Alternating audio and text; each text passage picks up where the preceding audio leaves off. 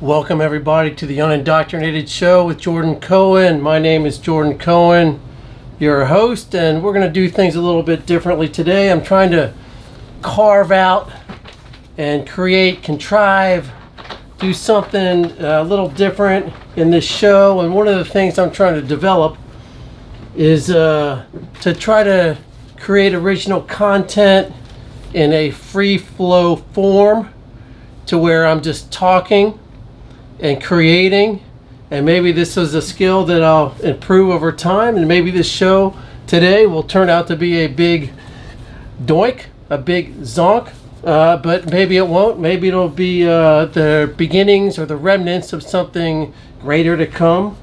On this show, we like to talk about what I call cultural objective truth in the fine art world, which is where I kind of came from originally. I had come up with a term called postjective. That's P-O-S-J-E-C-T-I-V-E, postjective fine art.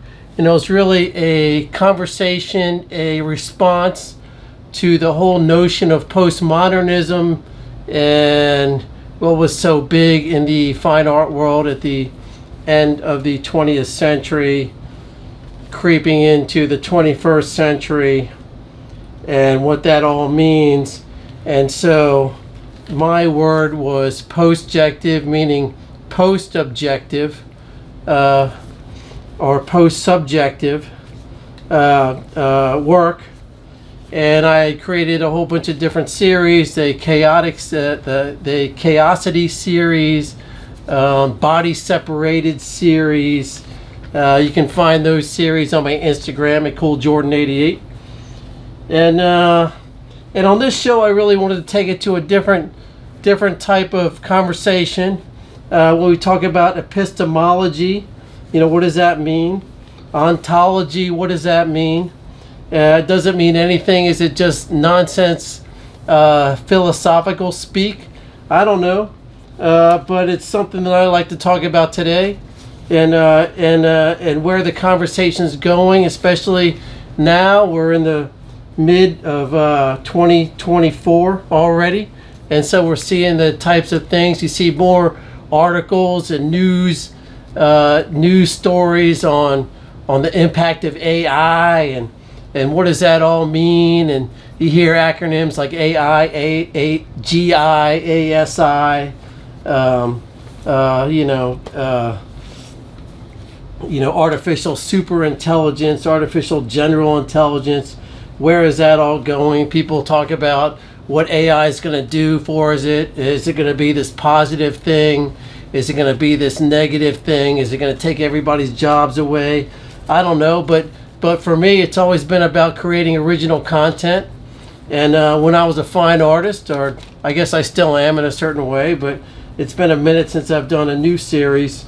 I had created this approach to creating original content, and the approach that I titled was, or I labeled it more likely, was what I call the water approach method. It really didn't have anything to do with water, so to speak, but just an approach to creating original content in the aspect of responding to the universe, kind of like in the different ways water does, and so I called it the water approach method, in the way of creating original content, the way of how we make decisions in life, and decisions in our creative content. And one of the things that's been frustrating me is that I feel like with every new bit of information I try to consume, I try to be intellectually curious. Whether I'm the smartest person in the world, I don't know. I don't think so. I feel like I get dumber every day, and I'm more naive every day with all the more information I try to take in. With every new book that I read, I feel more and more more and more distant from the truth, or from understanding the nature of reality. And so that's why I like talking about epistemology, which is just simply the theory of knowledge and the philosophical study of nature, origins, limits of human knowledge. And that can be broken down into rationalism, empiricism. Rationalism is just gaining knowledge through reasoning. Empiricism is just gaining knowledge through sensory experience. And then you can kind of fit, fate determinism, existentialism, freedom, personal choice, and we talk about the pillars of epistemology: the knowledge, truth, critical thinking, culture, and the conditions of epistemology, which again is just the theory of knowledge. Maybe it's common sense, maybe it's something that's not important to our lives. Maybe we're struggling right now, trying to improve our lives, and we see in one sense, we hear about, oh, there's all these jobs available, but in another sense, it's like, but why does it seem so impossible to get the work that you want? Maybe the only real way out is to create your own niche, and maybe that's harder than it seems or sounds.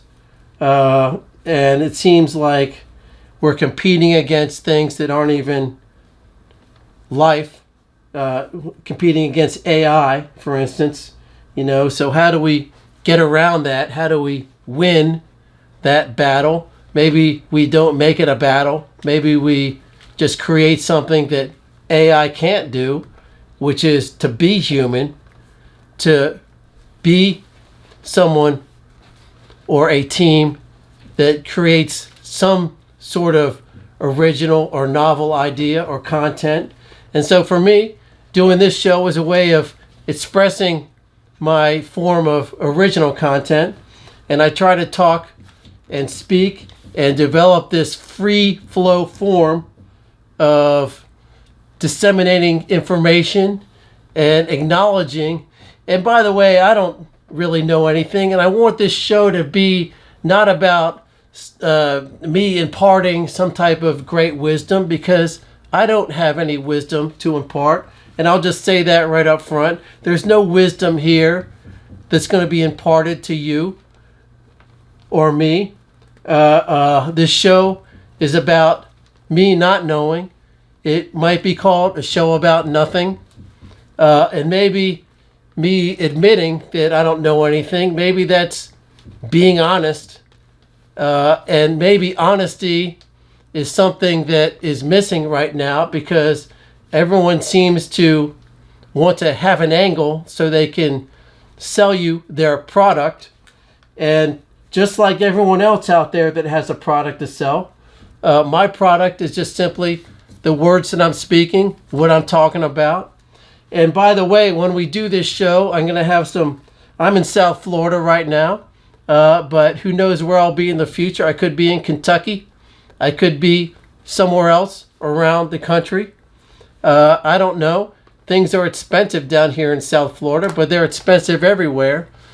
We hear about how good the economy is, but we don't really feel it when we go get groceries. So I don't know what that's all about. I think the stories get blown out of proportion because that's what people like to digest. And let me just say off the bat that my words and what I have to say maybe are not on the menu for the mainstream media. Maybe they're not on the menu for regular folks around the country. Maybe it's something that I'm developing that will become more digestible, more acceptable, more part of where, okay, hey, Jordan, I understand what you're saying. I'm confused and I'm lost like everybody else, trying to find their way into the future. And it's refreshing to hear someone that says they don't know what's going to happen, I'm not trying to make any predictions about what's going to go on in the future, because I don't know. I'm just in it with the rest of us. And as an artist, as a writer, as a musician, what can I say? I can be hopeful that in the future, original content, entertainment, the creative arts is something that humans are going to want to appreciate other humans doing. But who knows? I can't predict that for sure. Maybe humans will go to a concert that's performed by all robots in the future, and maybe that's what they'll appreciate most. I am hopeful that that will not be the case, that humans will want to interact with other humans. We talk about millennials, we talk about Gen Z and what's going on with them, and what's going on with how the news nowadays seems to just compartmentalize stories into little chunks and make those what our reality is. But our reality is much more than that. Our reality is what we do when we wake up and what we do during the time that we're awake throughout the day, and the types of people we interact with. Do we interact with other human beings? Are we interacting only through our mechanical devices and our smartphones and our two-dimensional glass windows? I don't know. In one sense, I'm like, it's better to stay away from that.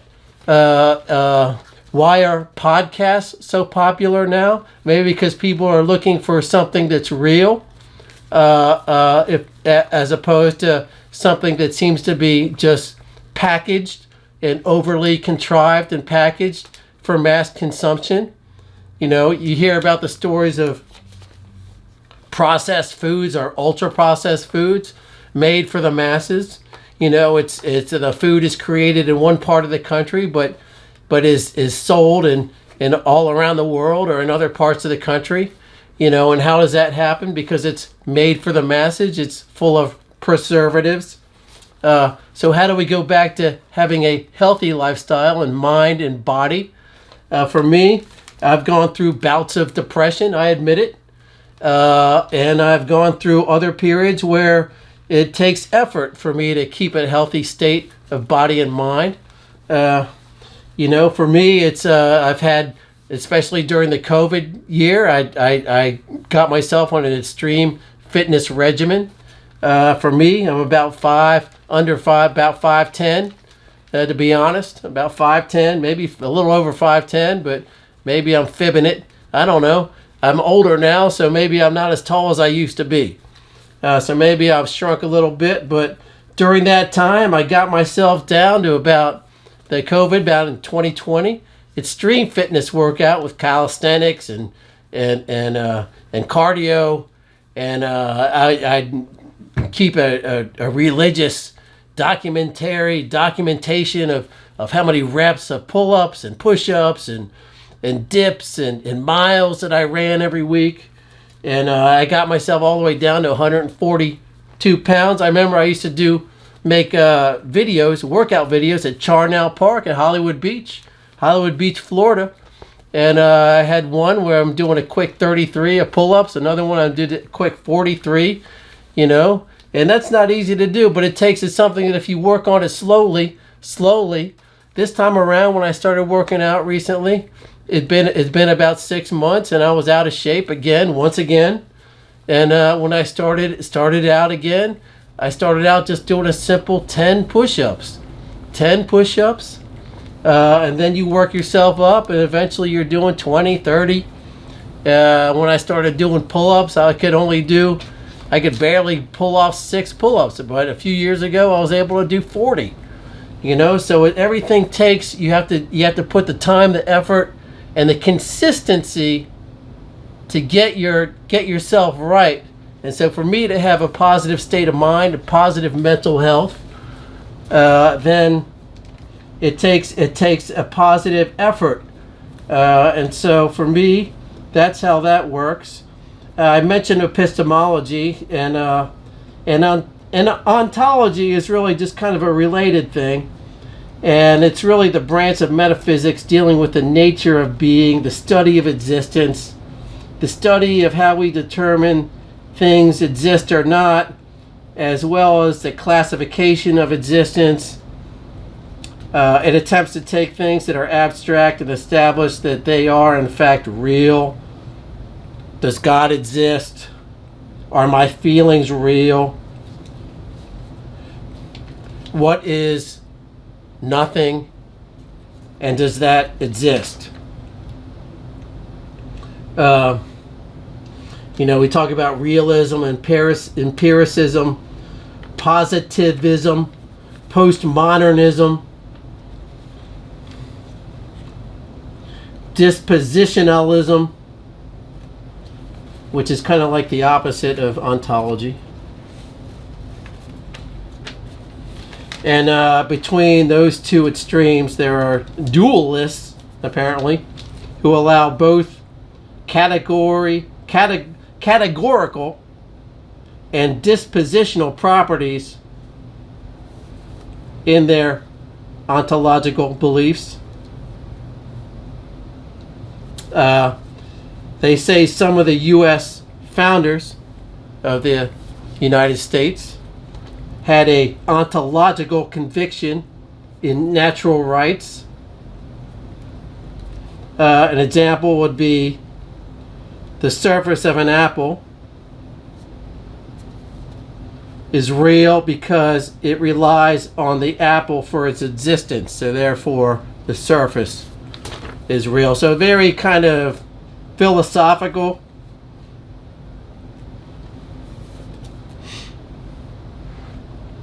One of the things I like to say is, they say knowledge is produced only as a product to be sold.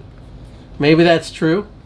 And that's why I don't try to say that I know anything, because I don't. The more that I think that the more information I take in and I consume when I'm reading these books, and taking in knowledge from different sources, from film, TV, media, radio, and books especially.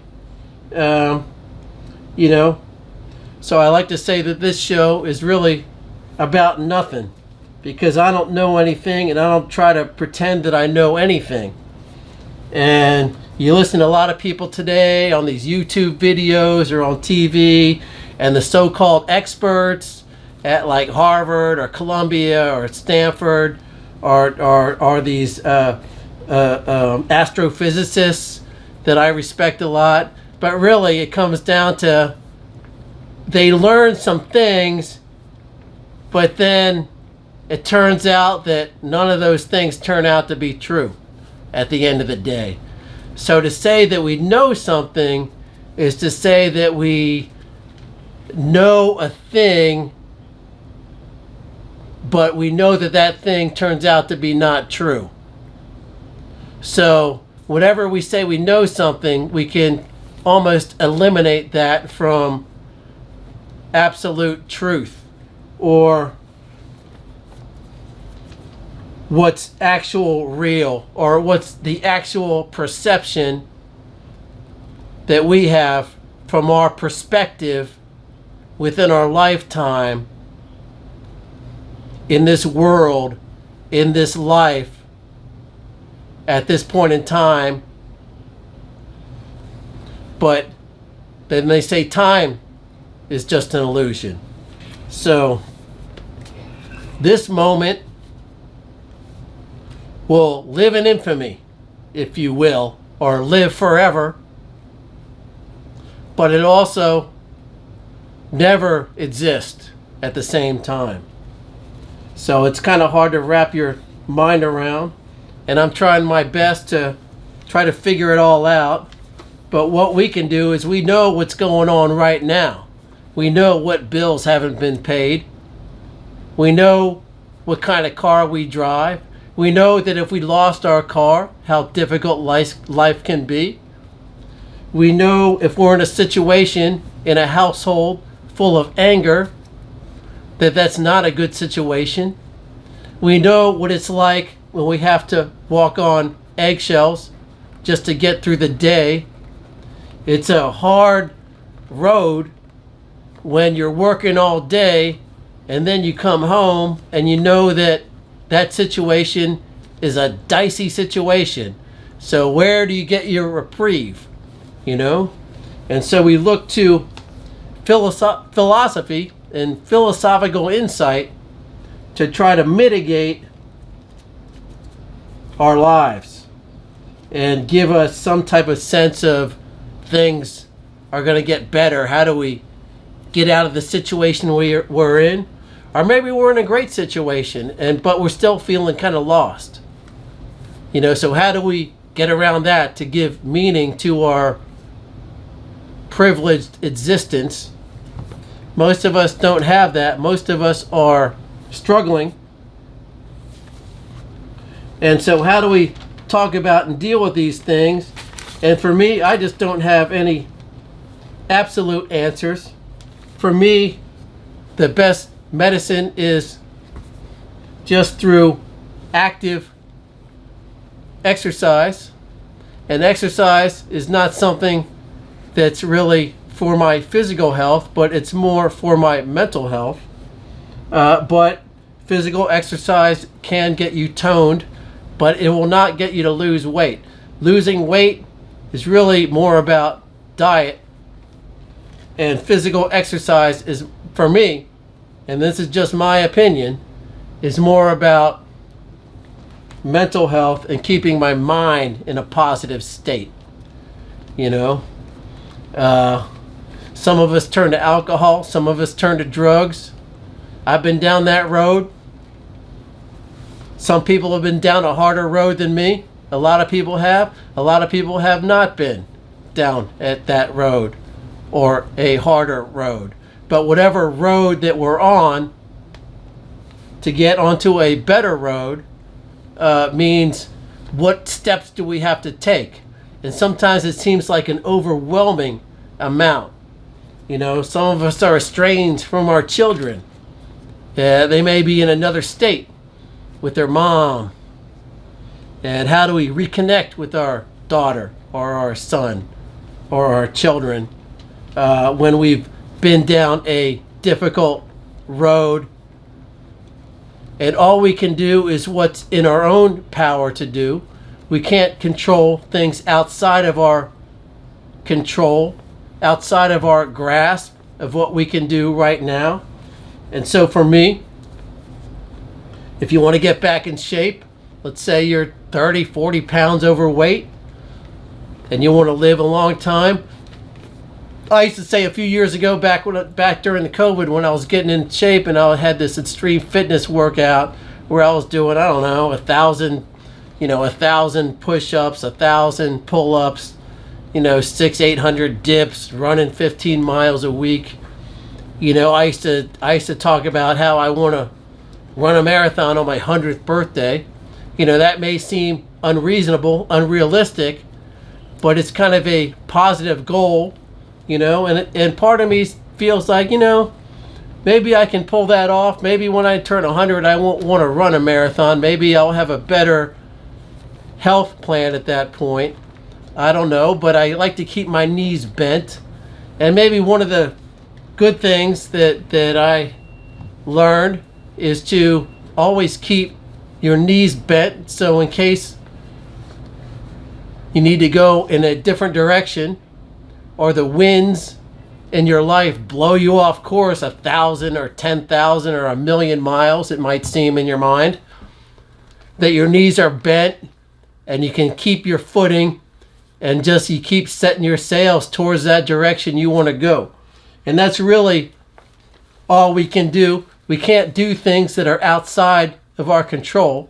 We can't call down the night.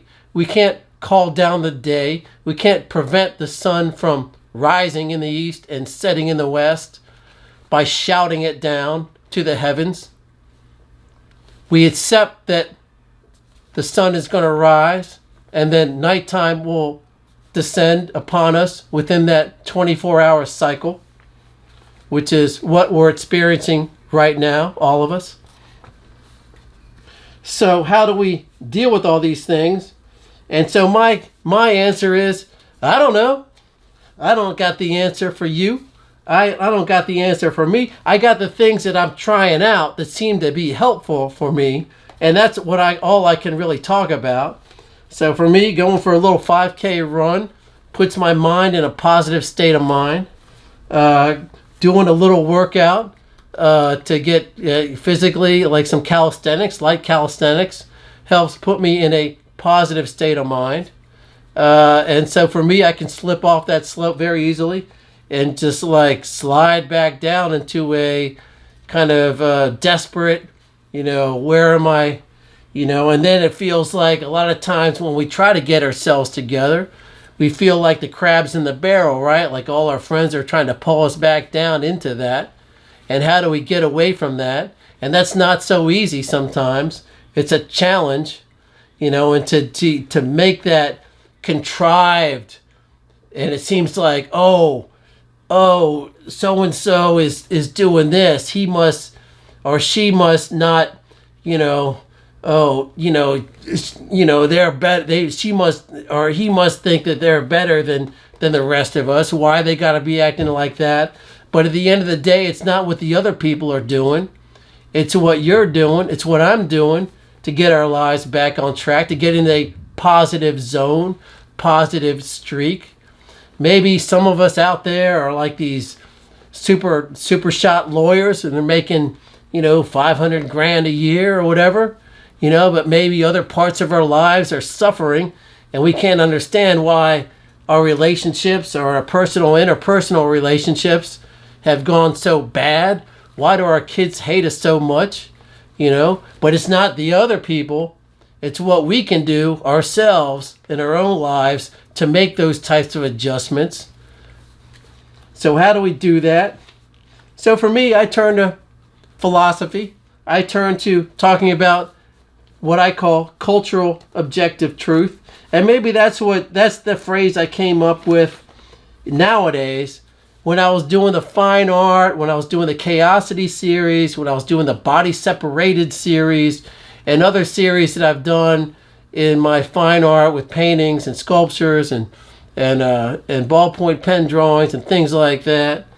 Maybe postjective was a fancy word, and you hear it, it's like, what is postjective? I don't know what that means. It doesn't inform me in any way. It takes like someone to explain what that is. Post-objective, it's really commentary on the sensibilities of the fine art world in the late 20th century. Very esoteric. How would anybody connect with that? I don't know. Maybe they won't. But for me, that was my perspective because I was in that world of fine art talking about that, as a writer, as a musician, guitarist. And by the way, I'm going to have some other musicians on here on the show, and we're going to be doing some impromptu jams. I might have some comedians on here, maybe even some local politicians at some point. I don't know what kind of politician wants to talk to Jordan Cohen, but here I am. And like I said, this is a new format. I'm just trying to do the free flow form to where I'm just talking and maybe revealing parts of myself in a way that I'm not even aware of, that other people can see. And hopefully through that type of bare honesty, that bare truth, that maybe there's something in revealing that's revealed that we can all take something from.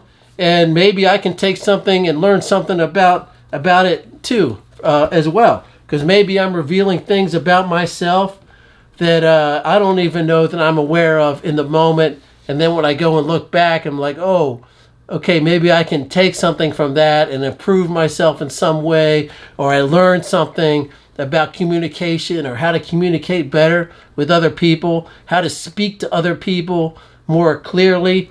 Maybe my enunciation is off. I try to be clear and concise in the words that I use.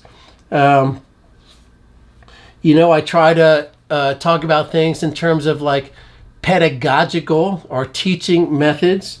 And one of the things that we talk about on this show is Bloom's taxonomy and Occam's razor.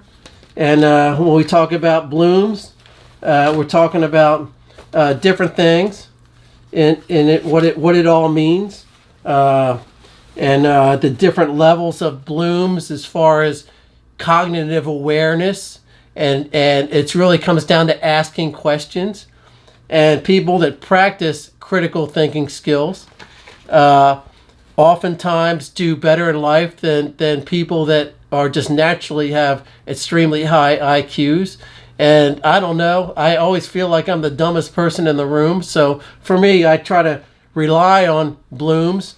And the 6 levels of blooms is just the lowest one being remember.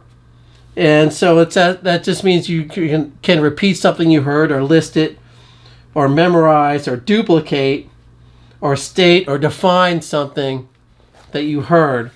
The second one being understand, which means you can classify, discuss, explain, describe, things like that. The third level being apply, which means you can execute or solve, or demonstrate, or implement, right, an idea onto something. The fourth one being analyze, which means you can differentiate between different things, organize, test, compare, contrast, experiment, distinguish. And then the fifth one being evaluate. And so these are the different levels of cognitive awareness. Where you can, the fifth one being evaluate, which you can appraise, argue, defend, judge, support, critique.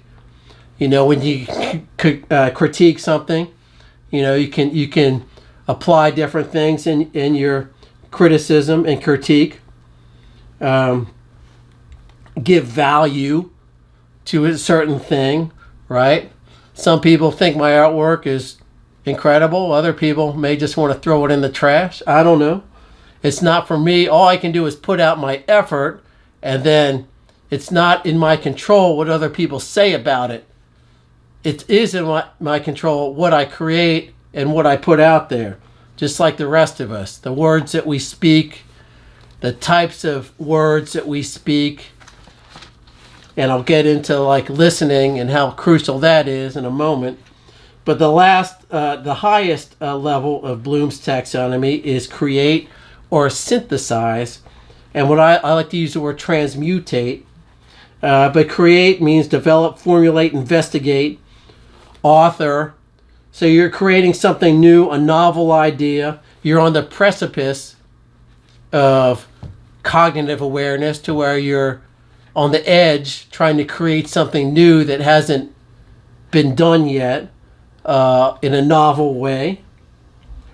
And it seems like, to me, it's almost like nothing new can be created at this point, because the more you learn, the more you realize that a lot of these ideas have been treaded in the past.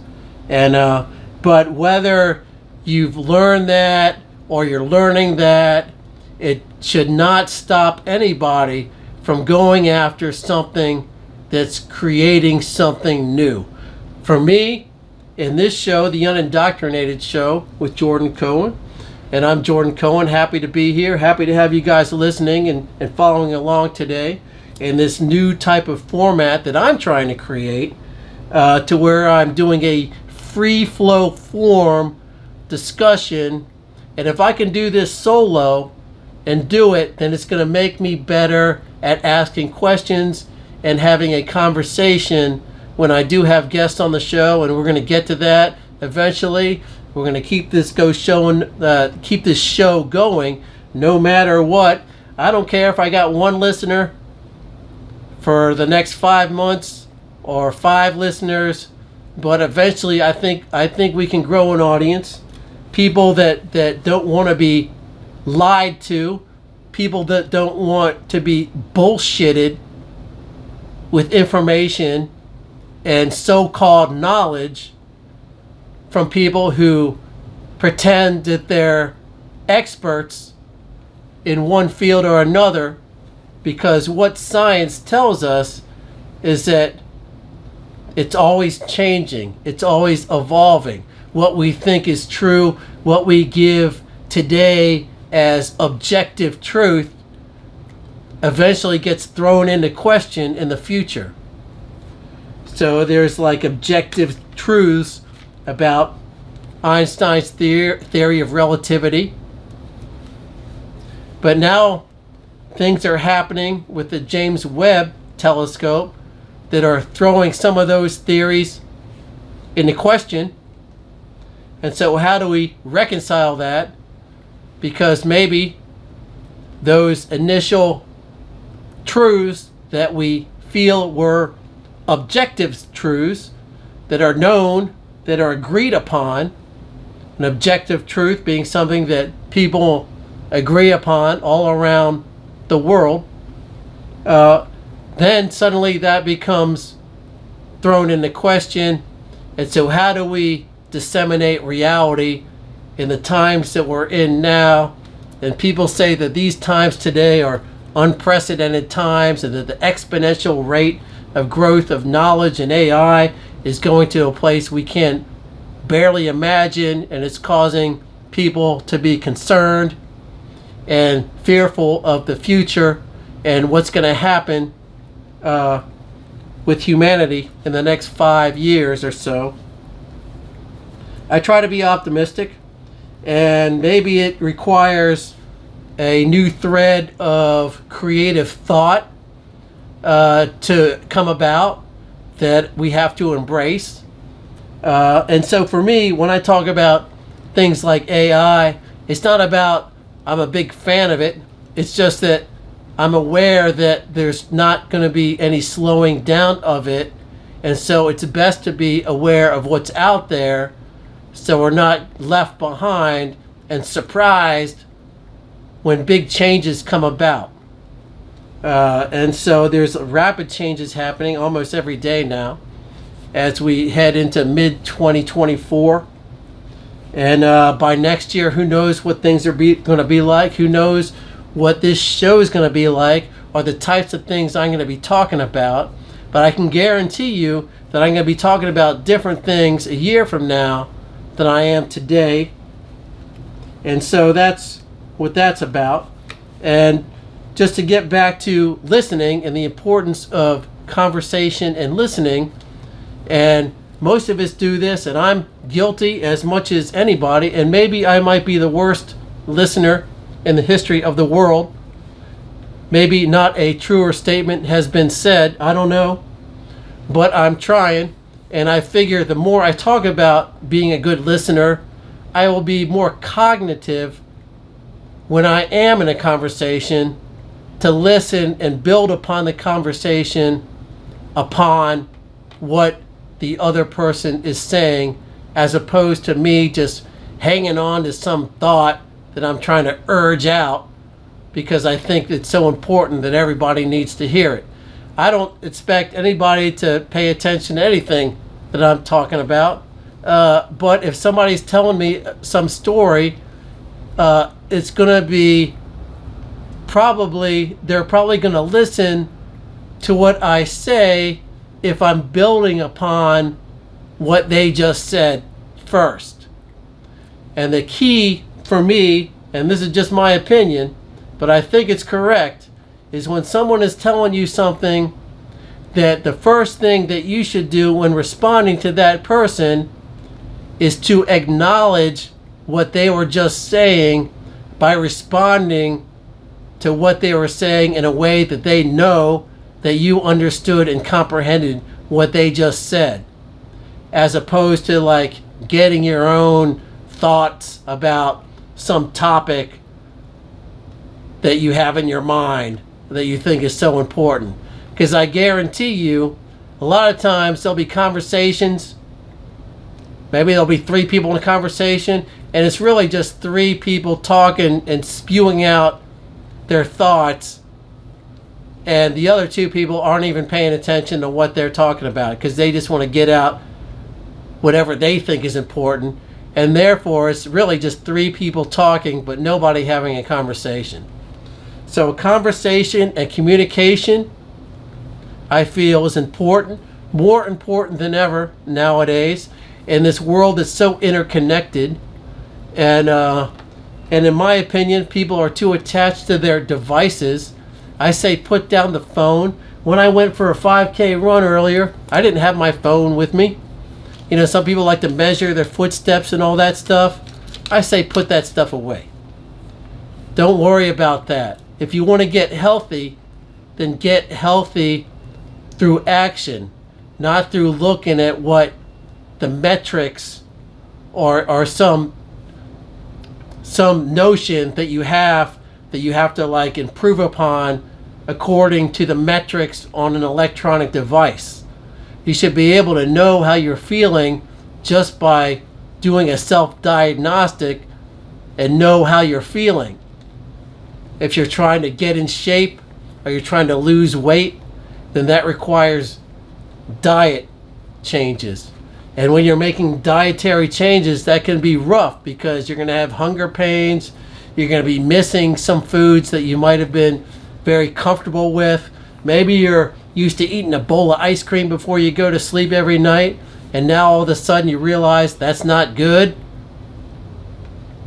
Maybe you used to watch TV every night, and now you want to read because you know that's better and it's going to help you get a more restful sleep. When I read at night, man, it knocks my ass right out. And I'll do it as long as I can. And I put that bookmark in the book, and my ass passes out. So there's things that we can do to improve ourselves, but if we're on a certain track and we want to change that track, sometimes it requires a little bit of sacrifice, and you're going to feel it. But you're only going to feel it for a little bit, and then after a while, it'll just be part of your normal routine, right? A lot of times people, they go through drug rehab, things like that. They've got themselves in a bad habit, and all of a sudden, for them to get out of it, they have to put themselves into drug rehab, or they have to isolate themselves from their previous reality to change their reality.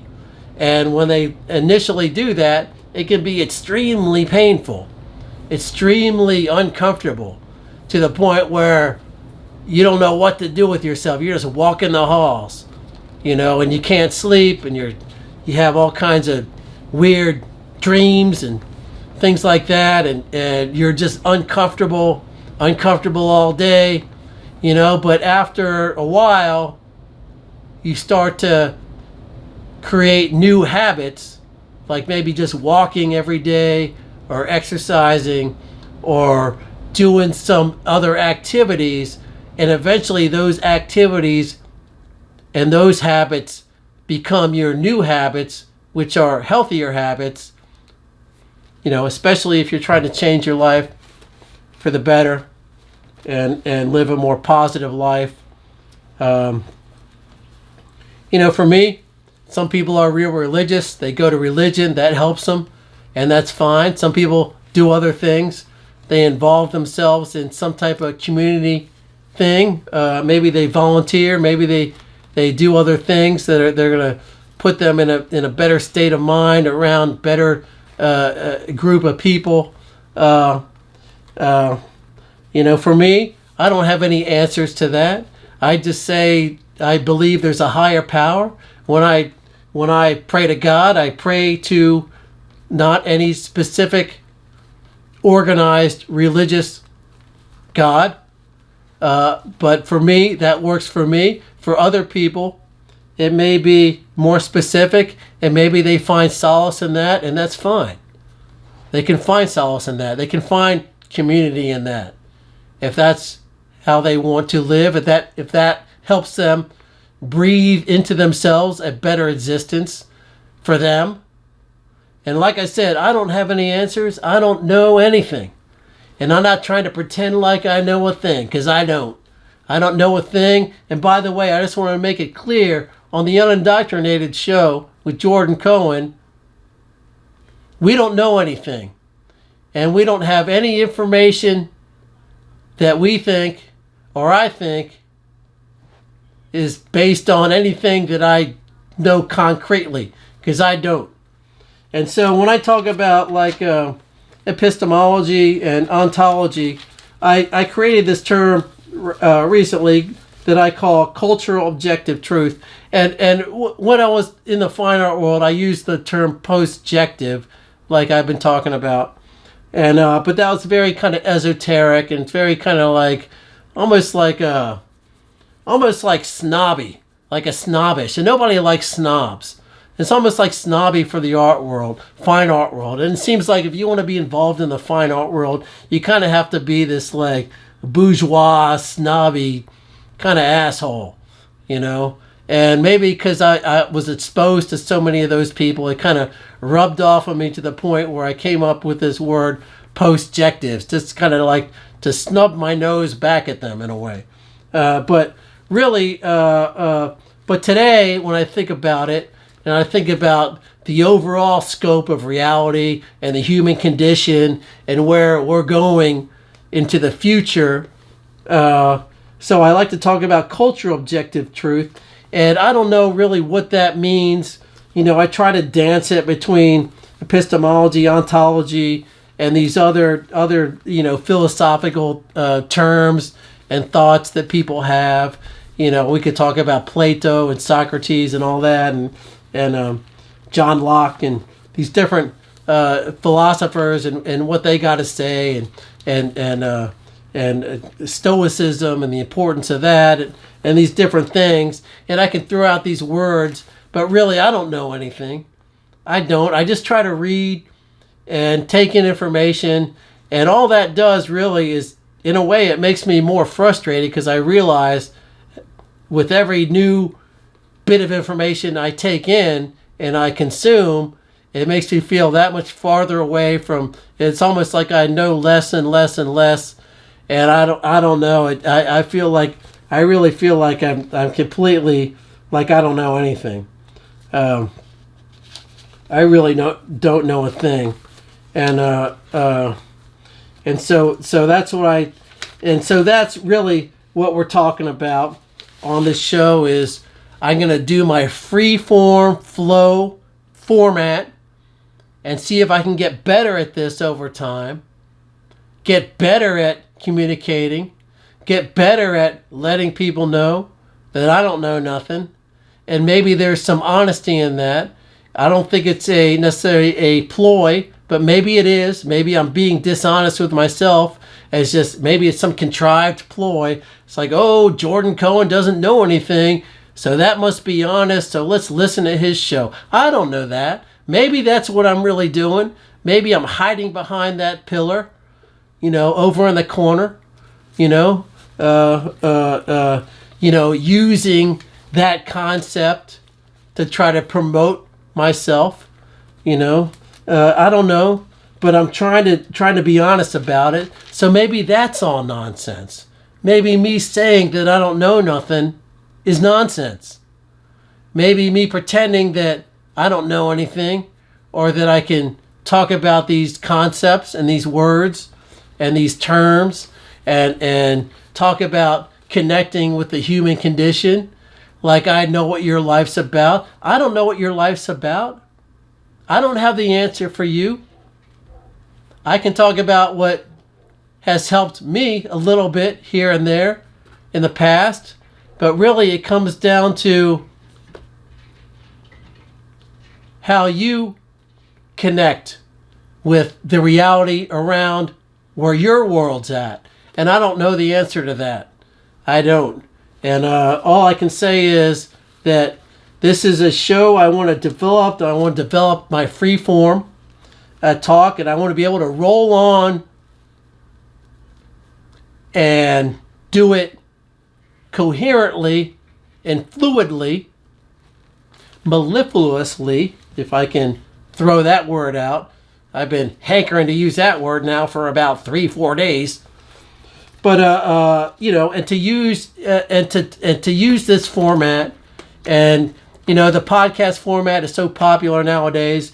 Everyone's jumping on board with it, and people seem to enjoy it because people seem to get maybe more information or more truth from podcasts than they do when they turn on one of these big format news media outlets, or when they hear people jabbering on talk radio, about what they think is reality, or their take on reality, or maybe people would like to hear other people bash other people down and be all negative. And I don't got time for that. I don't got time for the negativity.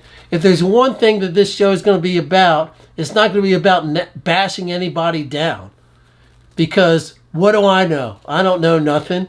And so for me to criticize other people, to me, all that does is it exposes insecurities and weakness within myself. And trust me, I'm already insecure. Already. I don't need to bash other people down to expose that even more. So for me, I'm trying to just be honest and be direct and be clear in my communication about the fact that I don't really know much. Anyways, appreciate everybody listening today. You've been listening to the Unindoctrinated Show with Jordan Cohen. My name's Jordan Cohen, and it's been so great to be here, and it's been an honor to be here with you guys today, and we hope you'll join us for the next one. We got more and awesome things to come, and we hope you can join us for that. Thank you so much.